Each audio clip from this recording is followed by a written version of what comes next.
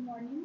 आज मैं BCom second year का नेक्स्ट टॉपिक पढ़ाने जा रही हूँ। चैप्टर 11 का general anaesthesia general anaesthetic drug के बारे में।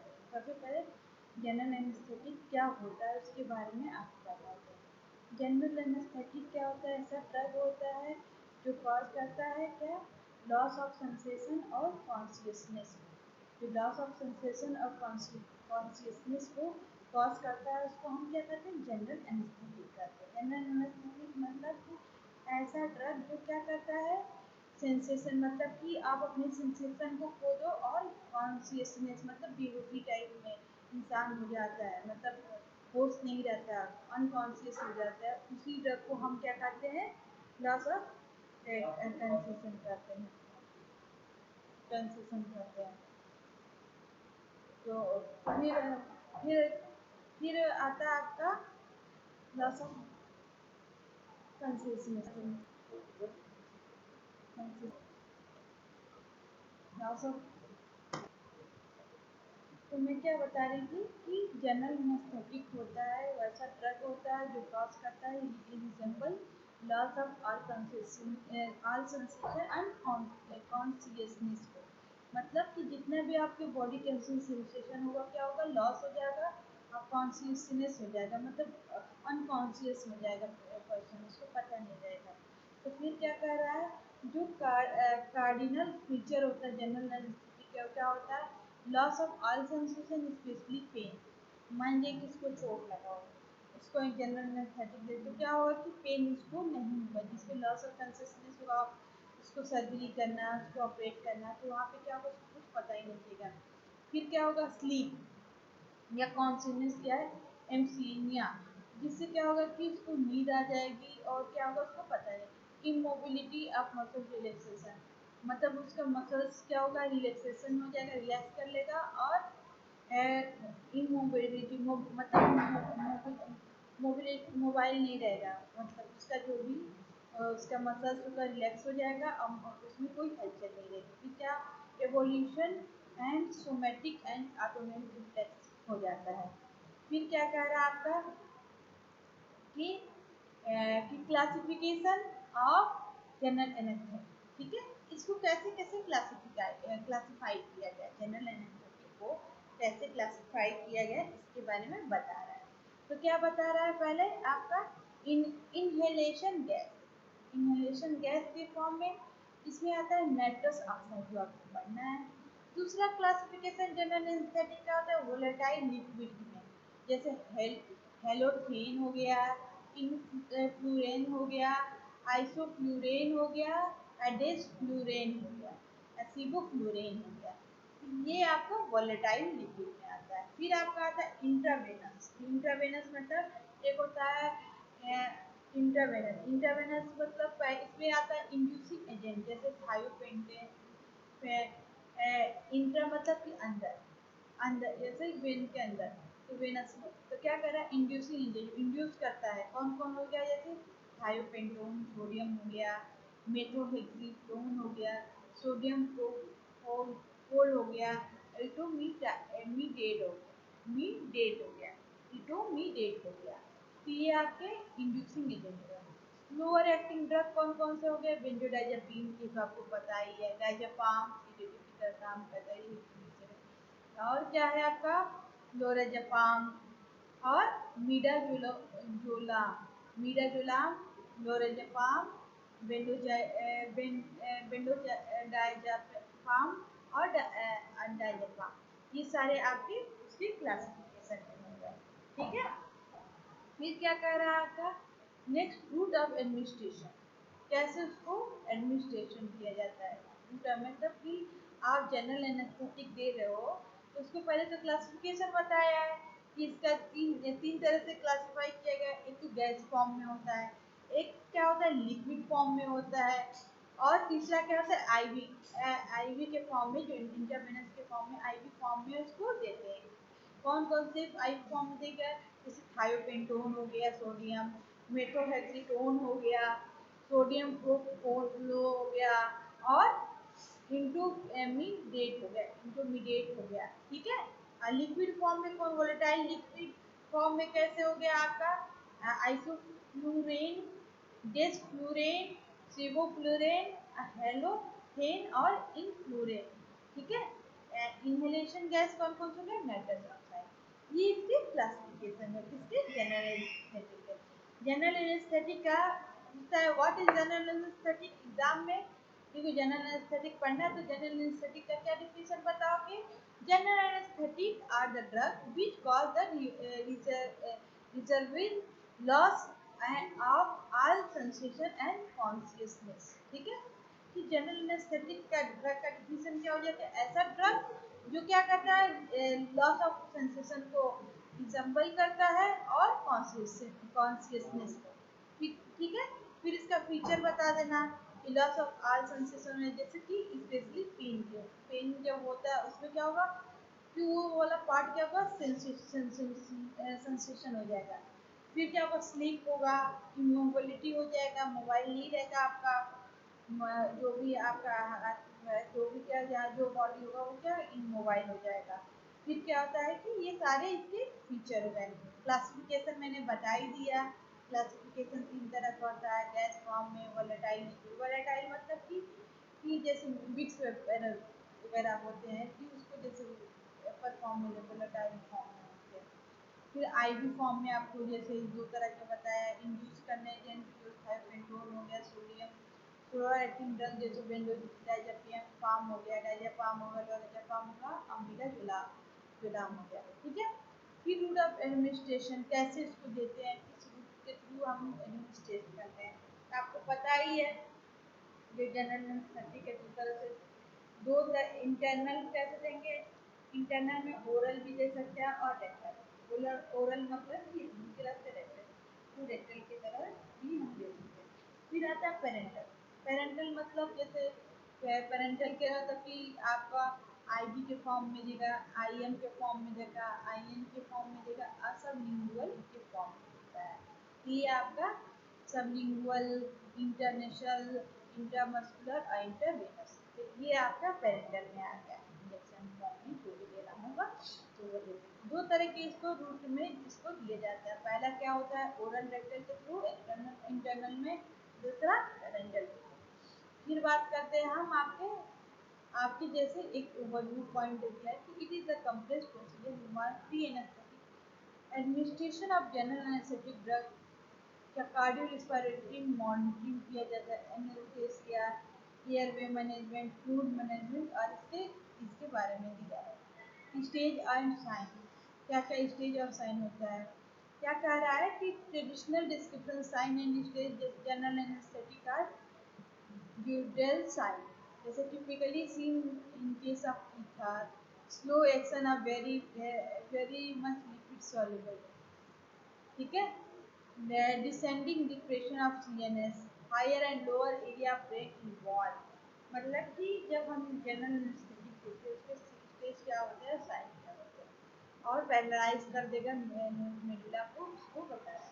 फिर stage of general, first stage में क्या है, start from the beginning anaesthetic last up to loss of consciousness, pain जो होगा वो क्या होगा ड्यूरिंग स्टेज, फिर पेशेंट रिमेन कॉन्शियस होने लगा, क्या होगा, can hear and see and feel dream like state, मतलब क्या होगा कि धीरे धीरे क्या होगा, शरीर जो भी जनरल एनेस्थेटिक देता है तो क्या होगा, अचानक धीरे धीरे क्या होता है कॉन्शियसनेस, मतलब कि क्या होगा कि उसको नींद आने लगे, ठीक है, एक तरह से। फिर क्या करता है, reflex the respiration remain normal. फिर क्या कहता है, it is difficult to maintain use the limit of procedure only। Stage 2 में क्या होता है कि loss of consciousness being automatic breathing, eyelash reflex disappear, कई 3 स्टेज में होते हैं ये। स्टेज 3 तो वही स्टेज बताया है ना, आप लोग को जाने की जरूरत है, बस ये पता हो कि स्टेज 2 फर्स्ट में अगर तुरंत स्टेज फर्स्ट स्टेज दे रहा है तो क्या होगा कि वो कॉन्शियसनेस मतलब उसको क्या होगा कि कॉन्शियस होने लगेगा धीरे धीरे करके से। फिर रिप्लाई हो गया, मसल्स टोन इंक्रीज हो जाएगा, जॉ टाइटली क्लोज हो जाएगा, स्टेज 2 में कह रहा है। फिर क्या कर रहा है कि अगर ज़्यादा स्टेज हो तो वोमिटिंग वगैरह ऑन कॉन्सनेंट। स्टेज 3 में सर्जिकल, 3 स्टेज में एनेस्थेसिया देते हैं, जो पहले की मतलब कि जो अगर चोट लगा हो उस पार्ट की क्या करेंगे, एनेस्थाइज कर देंगे। मतलब उतने क्या होगा कि मतलब आपको पता नहीं, थोड़ा बहुत स्टेज 2 में थोड़ा बहुत अगर ज़्यादा वो होगा, जैसे कि इसमें क्या होता है, लॉस ऑफ कॉन्सनेंस में ट्रॉमेटिक रीडिंग आईलेस रिप्लेस हो जाएगा। स्टेज 3 में जब आपको क्या होगा, सर्जिकल एनेस्थीसिया, तो क्या होता है ये उस वक्त हमको दिया जाता है। फिर ये आपके बारे में दिया है। फिर मेन आपको क्या पढ़ना है, एक एक ड्रग के बारे में, ड्रग के जो बारे में पढ़ना। पहले आपके सिलेबस में डाई इथाइल है, सबसे पहले इसको मॉडल एग्जाम में पूछेगा। जनरल एनेस्थेटिक मैंने बताया, बस उसका क्या करो, तुम थोड़ा डिफिनेशन याद करो। दूसरा पॉइंट क्या कि उसका क्लासिफिकेशन देखो, तीन तरह का क्लासिफिकेशन बताया, लिक्विड फॉर्म में, वोलेटाइल लिक्विड फॉर्म में, और वो क्या कहते हैं गैस फॉर्म में, और क्या कहते हैं जो आपका वो आपका जो दिया है उसका। फिर क्या है, di ethyl ether. Di ethyl ether का मॉलिक्यूलर फॉर्मूला क्या होता है, C2H5O डाई इथाइल ईथर का फॉर्मूला हो गया ईथर। ईथर डाई इथाइल, दो इथाइल ग्रुप है तो क्या लग जाएगा, C2H5 डाई ईथर ओ लग जाएगा, C2H5O C2H5 di ethyl ether का फॉर्मूला। फिर फिजिकल प्रॉपर्टी देखते हैं। फिजिकल प्रॉपर्टी में क्या बता रहा है कि जो डाई इथाइल ईथर होता है वो क्या होता है, कलरलेस होता है, हाईली वोलेटाइल लिक्विड होता है, और पंजेंट ऑर्डर होता है। सबसे पहले क्या होता है, इसका कलर क्या होगा, colourless, highly volatile liquid form में होता है। जो ये डाई टाइप होता है वो सॉलिड फॉर्म में नहीं होता, लिक्विड फॉर्म में होता है। फिर क्या कह रहा, ऑर्डर इसका क्या होगा, पंजेंट ऑर्डर होगा, मतलब कि तीखी गंध होगी, ठीक है। बॉइलिंग पॉइंट क्या होता है इसका, इसका 35 डिग्री सेंटीग्रेड, 35 डिग्री सेंटीग्रेड पे वो क्या होता है कि आपका बॉइल करना है। ये क्या होता है, proceed the irritating vapour, vapour जो का इरिटेट है आप इनफ्लेमेबल, ऐसा नहीं कि मतलब कि अगर वो ऊपर खोल दो तो उसमें कोई आग लग जाए, और एक्सप्लोसिव, एक्सप्लोज करने लगता है, ठीक है। फिर क्या है कि जो आप 85 to 90% जो होता है वो लंग्स, मतलब फार्माकोकाइनेटिक्स, मतलब कि अगर डाई करें तो क्या होता है कि लंग्स और स्किन, यूरिन और फ्लूइड के रास्ते वो ठीक है। फिर क्या कह रहा है आपका एडवांटेज क्या है इसका यूज, मतलब इसका यूज करते हैं आपका ऑपरेटर्स में, ये गुड पोटेंट या एनेस्थेटिक के रूप में यूज किया जाता है, एनाल्जेसिक के रूप में डाइथाइल एग्जाम में क्या पूछा है, physical property use. Structure, structure में क्या बताओगी, डाइथाइल ईथर का C2H5 ओ C2H5 हो गया। फिजिकल प्रॉपर्टी क्या बताओगे कि ये क्या होता है आपका, क्या होता है, कलरलेस होता है, हाईली वोलेटाइल होता है, लिक्विड होता है, और पंजेंट ऑर्डर होता है, ठीक है। बॉइलिंग पॉइंट इसका 55 डिग्री सेंटीग्रेड होता है, ठीक है। और ये इनफ्लेमेबल होता है और एक्सप्लोसिव होता है, ठीक है। इरिटेटिंग वेपर होता है। फिर क्या होता है कि बॉडी से जो 85 से 90 एलिमिनेट हो जाता है, किसके थ्रू, लंग्स के थ्रू। जो बचता है वो किसके थ्रू होता है, स्किन के में, जैसे यूरिन के थ्रू, ठीक है।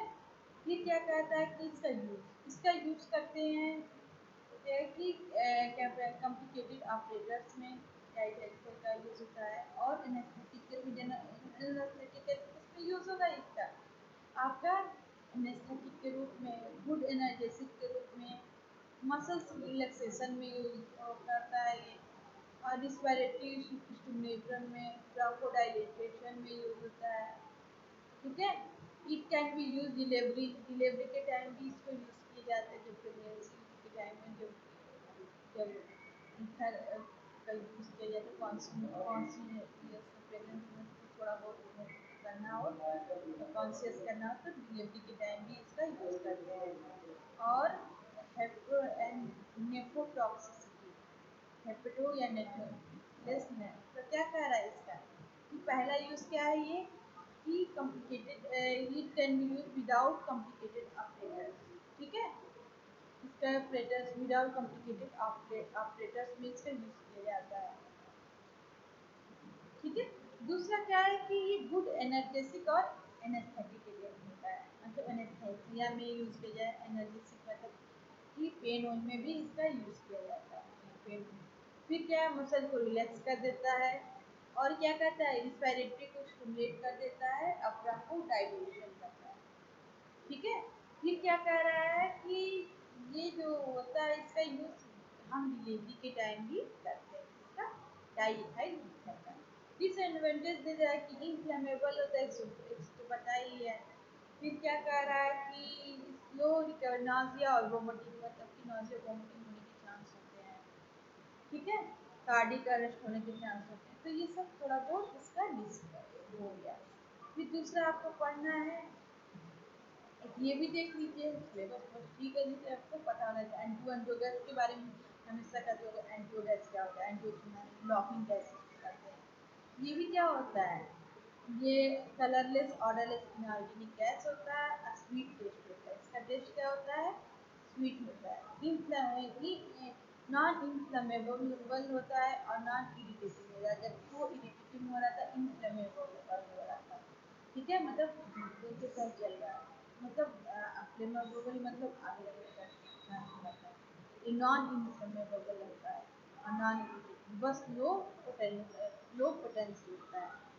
वेरी पोटेंट एनर्जेटिक होता है। ठीक है। इसको ऑक्सीजन के साथ यूज किया, it is the single agent use to the oxygen in the dental extraction and the obstetrics. ठीक है। फिर क्या कर रहा है, इसका यूज बता रहा है कि नॉन इन्फ्लेमेबल होता है, नॉन इरिटेट होता है, इसका यूज एनर्जेटिक की तरह यूज करते हैं। और क्या होता है, क्या क्या नाम है, ये नॉन टॉक्सिक होता है, किसके लिए, लीवर के लिए, किडनी के लिए और ब्रेन। हम लोग इसको देते हैं तो नोजिया वोमिटिंग दोनों के, मतलब क्या, ये भी जनरल एनेस्थेटिक एनाल्जेसिक के रूप में यूज किया जाता है। ठीक है। तो ये इसका नाइट्रस ऑक्साइड। फिर आपको पढ़ता है, ये भी आपके सिलेबस में हेलोथेन। हेलोथेन, हेलोथेन का क्या है कि जो हेलोथेन का स्ट्रक्चर होता है, इसमें क्या है, देखो हेलोथेन के स्ट्रक्चर में क्या है, 3 फ्लोराइड है, एक कार्बन के साथ 3 फ्लोराइड ग्रुप जुड़ा हुआ है। ठीक है। 3 फ्लोराइड ग्रुप जुड़ा हुआ है एक कार्बन के साथ। फिर क्या है, फिर दूसरे कार्बन के साथ क्लोराइड, ब्रोमाइड और एक हाइड्रोजन जुड़ा है। तो हेलोजन, हेलोजन वाला ग्रुप जब जुड़ा रहेगा तो हेलो लग गया। ठीक है। तो क्या है, आपका एथेन, मतलब एथेन से थीन आ गया है। तो क्या है, आपका ये दो इथाइल ग्रुप है, मतलब दो कार्बन है, तो थीन लग गया। तो ये क्या है, उसके साथ क्या है, आपका फ्लोराइड भी जुड़ा है, ब्रोमाइड भी है, क्लोराइड भी है, हाइड्रोजन। ठीक है। तो आपका क्या है, इसका हेलोथेन का स्ट्रक्चर होता है। तो क्या बता रहा है कि जो फ्लोरिनेटेड, फ्लोरीन ग्रुप ज्यादा है इसमें, तो फ्लोरिनेटेड वोलेटाइल लिक्विड होता है। ठीक है।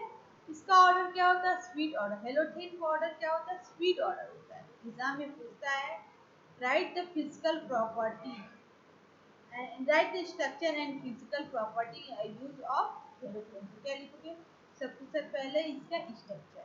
स्ट्रक्चर में क्या है, दो इथाइल, सी के साथ CH जुड़ गया, एक कार्बन के साथ दो फ्लोरीन, दूसरे कार्बन के साथ फ्लोरीन और ब्रोमीन और क्लोराइड। तो ये आप क्या हो गया कि फ्लोरिनेटेड वोलेटाइल लिक्विड होता है, स्वीट ऑर्डर होता है। ये नॉन इरिटेट, नॉन इनफ्लेमेबल होता है। तो कि क्या नाम है, फ्लेमेबल मतलब क्या होता है, धुएं के साथ जले, जो जले। इनफ्लेमेबल मतलब जलेगा लेकिन क्या, उस धुएं के साथ जलेगा। तो क्या करें, नॉन इनफ्लेमेबल, मतलब ये क्या होगा कि ये क्या कहते हैं, ये नॉन इन्फ्लेमेबल होता है, नॉन इरिटेट। जबकि हम बताया तभी डाइथाइल ईथर वो क्या था, ये वो आपका इन्फ्लेमेबल भी था और नॉन इरिटेटिंग भी था। जबकि इसको वो बताया है, वो क्या था आपके, क्या कहते हैं, नॉन इरिटेट, नॉन इन्फ्लेमेबल। ठीक है। इसको किसमें सप्लाई करते हैं, अंबर कलर वाटर, जो आपका हेलोथेन होता है उसमें सप्लाई करेंगे अंबर कलर के बॉर्डर। ठीक है। फिर क्या कह रहा है, इसका बॉइलिंग पॉइंट जो होता है, ये क्या होता है आपका बॉइलिंग पॉइंट, इसका 50 डिग्री सेंटीग्रेड होता है। ठीक है। फिर क्या कह रहा है कि इसका फार्माकोकाइनेटिक्स क्या होता है कि आपका कि ये आपके बॉडी में एलिमिनेट हो जाता है बॉडी से 60 से 80%। हेलोथेन जो होता है 20% जो होता है वो 24 घंटे में मेटाबोलाइज हो जाता है। फिर इसका यूज होता है बता दें, इसका यूज किस में करते हैं। ये क्या करता है यूज हाई कंट्रोल करता है हाइपोटेंशन, मतलब हाइपरटेंशन मतलब कि बीपी हाई, हाइपोटेंशन मतलब बीपी लो, बीपी हो तो उसमें हेलोथेन जो होता है उसको कंट्रोल करता है। फिर क्या कर रहा है कि जो आपका ये नॉन इन्फ्लेमेबल और नॉन इरिटेंट होता है, ये भी है। फिर क्या करता है इनहिबिट कर देता है इंटेस्टाइन यूरिन कंस्ट्रक्शन को। ठीक है, तो ये इसका यूज किसमें हो गया, ये जनरल एनेस्थेटिक के रूप में आपका यूज होता है। ठीक है, फिर आगे ड्रग जैसे है इन्फ्लूरेन। इन्फ्लूरेन इन्फ्लूरेन क्या होता है, ये non inflammable mild sweet order boiling point 57 degree centigrade. इसमें भी क्या है, इसका भी स्ट्रक्चर में क्या हो गया है कि 3 कार्बन कंपाउंड है, बीच में ऑक्सीजन लग गया है, क्लोराइड भी है फ्लोराइड भी है। ठीक है, और दोनों तरफ क्या है हाइड्रोजन लगा है। स्ट्रक्चर देख लीजिएगा। ये क्या होता है माइल्ड स्वीट ऑर्डर होता है, बॉइलिंग पॉइंट 57 डिग्री सेंटीग्रेड होता है। ये भी सिमिलर होता है हेलोथेन के, क्योंकि बस इसका क्या होता है बेटर मसल रिलैक्सेशन, ये मसल्स को रिलैक्स करने में उसके कंपेयर में ज़्यादा हेल्पफुल होता है जो इन्फ्लूरेन होता है। ठीक है, ये डिप्रेस करता है मायोकार्डियल कंट्रक्शन को और सैनिटाइज करता रहता है हार्ट टू एडेनिन। फिर क्या करता है कि आइसोफ्यूरेन हो गया, आगे जो ड्रग है आइसोफ्यूरेन, ये भी क्या होता है इसकी सिमिलर होता है। ठीक है, इसका मेंटेनेंस इसका भी स्ट्रक्चर दिया है आपका कि आइसोफ्यूरेन का स्ट्रक्चर में क्या है सेम ही है, बस क्या आ गया है आपका फ्लोराइड। इसमें कितना था फ्लोराइड, दो, तीन है, 3 2 5, इसमें कितना फ्लोराइड है 2 2 4। ठीक है, तो आप 2 2 4 1 5 इसमें भी है। स्ट्रक्चर क्या है, यहाँ पे आपका हाइड्रोजन है, यहाँ पे क्या है आपका फ्लोराइड है। एक बार देख लीजिएगा आइसोफ्लोरेन। फिर इसका भी दिया है जो आइसोफ्लोरेन होता है वो क्या होता है आपका, ये गुड मसल रिलैक्सेशन। ये सारी चीज जो आइसोफ्लोरेन हो गया आपका इनफ्लूरेन हो गया, मसल्स को रिलैक्सेशन में हेल्पफुल करता है। ठीक है, मसल रिलैक्सेशन होगा तो भी तो कॉन्शियसनेस होगा, तभी तो क्या होगा कि स्लीप अच्छे से इंसान क्या होगा एक तरह से बेहोश टाइप बेहोश हो जाएगी, नींद आ जाएगा। यूटेराइन मसल्स को रिलैक्सेट करता है। फिर क्या कह रहा है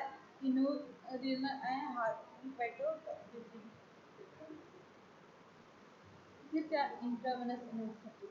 ठीक है, इंट्रावेनस एनेस्थेटिक में आपको जैसे आपको पढ़ना चाहे थायोपेंडोलोन ये आपको सिलेबस में है, विटामाइन हो गया, मिथोट्रिप्सिकोन, ग्लूकोकोल, बेंजोडाइजापीन, डाइजापाम, लोराजापाम, ये सारे क्या हैं आपकी जनरल एनेस्थेटिक के अंदर है। इनको आईवी फॉर्म में दिया जाता है।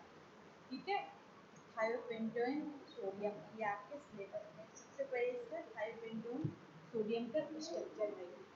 स्ट्रक्चर में क्या है आपका, स्ट्रक्चर में क्या है बेंजीन की तरफ बनाओ, दोनों तरफ क्या है एक तरफ NH है दूसरा NH, थायो ग्रुप मतलब कि सल्फर ग्रुप लग जाएगा थायो, और पेंटाल पेंटॉल ऑल मतलब बेंजीन में क्या लग गया है तो कीटो ग्रुप, और कीटो ग्रुप लग गया, और एक तरफ क्या लग गया आपका इथाइल ग्रुप C2H5 भी बोल सकते हैं इसको। दूसरे तरफ क्या लग गया है 1 2 3 4 ब्यूटाइल ग्रुप के साथ एक मिथाइल, ये थायोपेंटोन का स्ट्रक्चर है। आप एक बार इसको देखिए। ठीक है, इसका क्या है अल्ट्रा सोडियम में क्या है वाटर में सॉल्यूट होता है। और क्या कह रहा है कि एल्केलाइन होता है।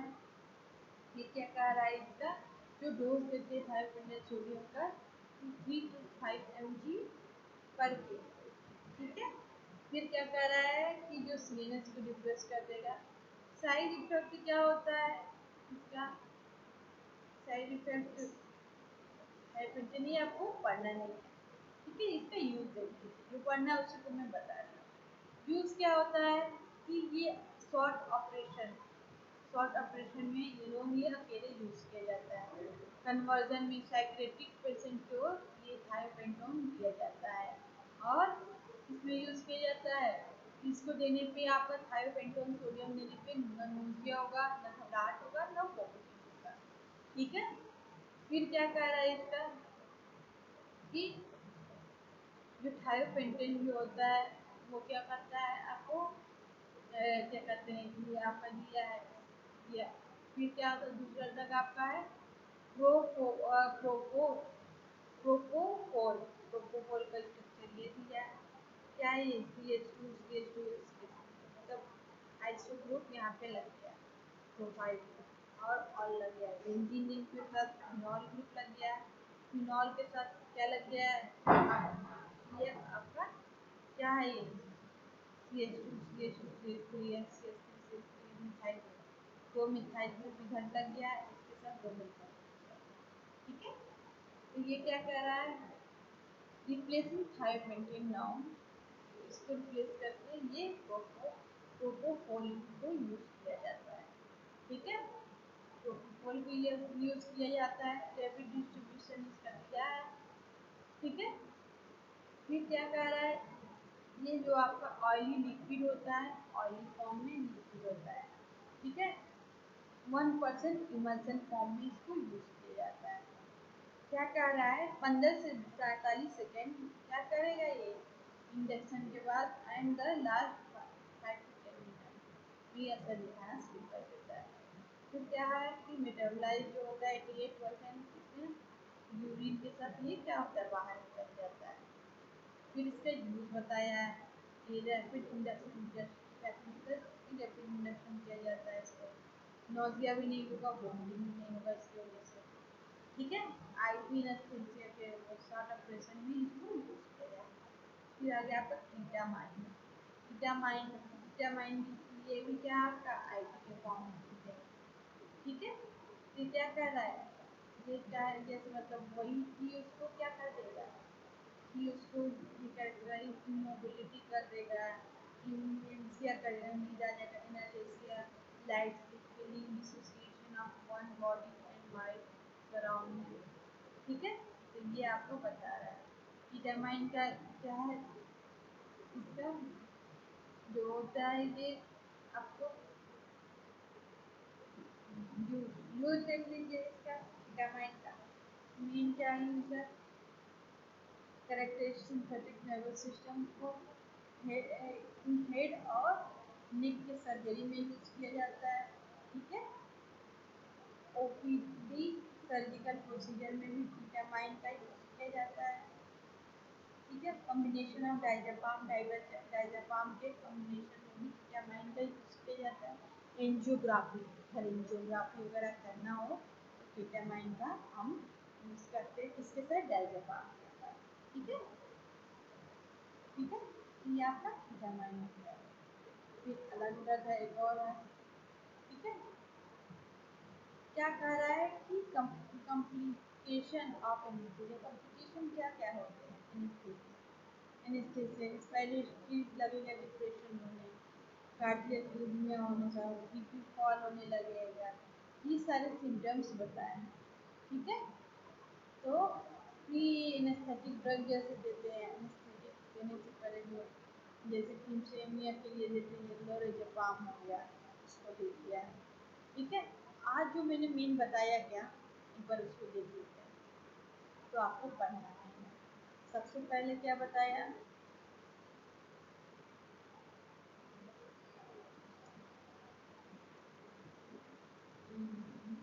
डेफिनेशन दे दिया था।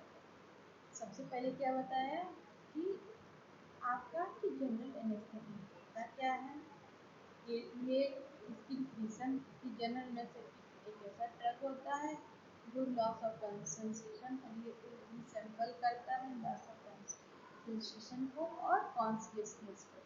फिर क्या मैंने बताया कि इसकी फीचर क्या क्या होता है loss of all sensation specially pain. दूसरा क्या होता है स्लीप। तीसरा क्या मोबिलिटी एंड मसल रिलैक्सेशन। ये देख लेना। फिर क्लासिफिकेशन बताएं इनहेलेशन गैस का, नाइट्रोजन ऑक्साइड वोलेटाइल लिक्विड का, हेलोथेन, फ्लोरेन, एस्फ्लोरेन, डेस्फ्लोरेन और सीवोफ्लोरेन। इन सब के बारे में थोड़ा थोड़ा मैंने सोचा कि आपको तो पता ही है, जो सिलेबस में तो है ही, थोड़ा बहुत आगे का भी बारे में आपको पता रहना चाहिए। हाँ, कहीं जाओ बाहर तो मार्केट में आपको पता हो कि हाँ जनरल एस्थेटिक के ये सारे क्लासिफिकेशन में क्या क्या थोड़ा बहुत कर सकते हैं। फिर क्या करता है आईबी के फॉर्म में देते हैं, जैसे आपका हाई पेंटेड सोडियम हो गया, मेथोहेक्सीटोन हो गया, सोडियम प्रोपोफोल और इकोमीडिएट हो गया। स्लोअर एक्टिंग में डायजेपाम हो गया, डोरजेपाम हो गया, बेंजोडाइजेपाम हो गया, आमीडाजोपाम। ये इसकी क्लासिफिकेशन हो गया। फिर इसका रूट ऑफ एडमिनिस्ट्रेशन देते कैसे हैं। पहला बताया कि ओरल देते हैं। इंटरनल में किसको दें, ओरल या रेक्टल है। पेरेंटल में सबलिंगुअल, इंटरनेशनल, इंटरमस्कुलर, इंटरवेनस। ये चीज़ें आपको बताया। फिर मैंने बताया आपका मेन आपको क्या पढ़ना है, इसकी एक एक ड्रग के बारे में। पहले मैंने बताया डाइओटम जो आपको सिलेबस में है। इसका मॉलिक्यूलर फार्मूला क्या होता है, C2H5 और C2H5। फिर मैंने बताया ये कलरलेस हाईली वोलेटाइल लिक्विड होता है, कंप्लीट होता है, बॉडी कम। ये क्या होता है, इनफ्लेमेबल और एक्सप्लोसिव होता है, क्योंकि से परसेंट एलिमिनेट हो जाता है लंग्स और रिमाइंडर जो बचता है स्किन और यूरिन और मिल्क और स्वेट के थ्रू। फिर क्या होता है इसका यूज मेन एनर्जेसिक और जनरल यूज किया जाता है और लेस लाइकली है कि पेट्रो और न्यूट्रोटॉक्सिसिटी होता है, ये क्या है, नो कार्डिकलेमिया। इस ड्रग को लेने से कोई कार्डिकलेमिया नहीं होगा। ठीक है, ये सारी चीज़ की यूज है। फिर नाइट्रोजन ऑक्साइड के बारे में थोड़ा बहुत बताया, तो फिर हेलोथेन के बारे में बताया, इसका फॉर्मूला देख लीजिएगा। इसको एक बार और फिर बता दूंगी। ठीक है, इसको अच्छे से एक बार देख लीजिएगा मैंने क्या बताया हेलोथेन के बारे में अच्छे से।